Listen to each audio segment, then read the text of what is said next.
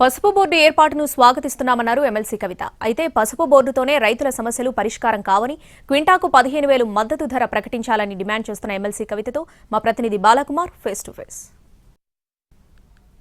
తెలంగాణకు కేంద్రం పసుపు బోర్డు ప్రకటించింది. పసుపు బోర్డు ప్రకటనని స్వాగతిస్తున్న ఎమ్మెల్సీ కవిత తనపై అభ్యంతరాలు ఉన్నాయంటూ చెప్తున్నారు. ప్రస్తుతం ఎమ్మెల్సీ కవిత మనతో ఉన్నారు. మేడం, పసుపు బోర్డును తెలంగాణ కేంద్రం ప్రకటించింది. దీనిపైన ఎట్లాంటి అభ్యంతరాలు ఉన్నాయి? ఎందుకు మీరు ఏం అభ్యంతరాలు వ్యక్తం? వెల్కమ్ చేస్తూ ఉన్నామండి పసుపు బోర్డుని. కానీ పసుపు బోర్డు ప్రకటించిన తీరు కానీ, పసుపు బోర్డుకు ఏమాత్రం నిధులు ఇవ్వకపోవడం కానీ, పసుపుకు మద్దతు ధర ఇవ్వకపోవడం కానీ, పసుపు దిగుమడులను తగ్గించేటటువంటి పసుపు దిగుమతిని దేశంలోకి తగ్గించే విషయం మీద మాట్లాడకపోవడం కానీ పసుపు రైతుకి దీర్ఘకాలంలో నష్టం చేసేటటువంటి అంశాలు కాబట్టి వాటిని మేము వ్యతిరేకిస్తూ ఉన్నాం. మేము గత 11 ఏళ్ళకు పైచీలకు డిమాండ్ చేస్తూ ఉన్నాం పసుపు బోర్డు రావాలని. ఈ డిమాండ్ చేసే క్రమంలో మేము అనేక సార్లు డిమాండ్ చేశాము, మీరు దిగుమతులను కంట్రోల్ చేయండి, వేరే దేశాల నుంచి వచ్చేటటువంటి చీప్ పసుపుతోని మన దేశంలో ఉండేటటువంటి పసుపు రైతులు నష్టపోతూ ఉన్నారని చెప్పి మేము డిమాండ్ చేయడం జరిగింది. కానీ అన్ఫార్చునేట్లీ బీజేపీ గవర్నమెంట్ సెంట్రల్లో వచ్చిన తర్వాత ఇప్పుడు డబుల్ అయిన ఇంపోర్ట్స్ ఏదైతుందో టర్మరిక్ ఇంపోర్ట్స్ డబుల్ అయినాయి. 2014లో ఉన్నదానికి ఇప్పుడు డబుల్ అయినాయి. దాంతో పసుపు రైతు నష్టపోతుంది.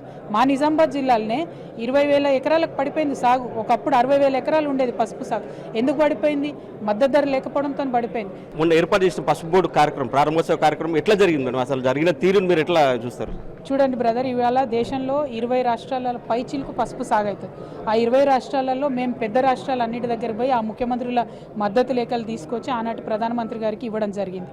అంటే పసుపు బోర్డు, నేషనల్ టర్మరిక్ బోర్డు పెట్టినప్పుడు ఈ దేశంలో పసుపు పండించే అన్ని రాష్ట్రాలను ఇన్వాల్వ్ చేయాలి ఫస్ట్ థింగ్. లేదు అట్లీస్ట్ ఇక్కడ పెడుతున్నారు కాబట్టి ఇక్కడ రాష్ట్ర ప్రభుత్వాన్ని ఇన్వాల్వ్ చేయాలి. లేదు మా జిల్లాలో పెడుతున్నారు కాబట్టి మా జిల్లాలో ఉండేటటువంటి అందరు ఎమ్మెల్యేలు, ఎమ్మెల్సీలు, ఎంపీలన్నా ఇన్వాల్వ్ చేయాలి. ఇప్పుడు మా జిల్లాలో బీఆర్ఎస్ నుంచి సురేష్ రెడ్డి అన్న ఎంపీగా ఉన్నారు. ప్రస్తుతం సిట్టింగ్లో మన రాజ్యసభ ఎంపీ ప్రశాంత్ రెడ్డి గారు అసెంబ్లీ, నేను ఎమ్మెల్సీగా ఉన్నా. మా ముగ్గురికి ఎటువంటి ఇన్విటేషన్ లేదు. ఇక్కడ కాంగ్రెస్ ఎమ్మెల్యేలు ఉన్నారు, వాళ్ళకి ఎటువంటి ఇన్విటేషన్ లేదు. కేవలం 2 బీజేపీ ఎంపీలు, 2 బీజేపీ ఎమ్మెల్యేలు, ఆడ మీద బీజేపీ మంత్రి గారు, వీళ్ళు ఓపెనింగ్ చేశారు.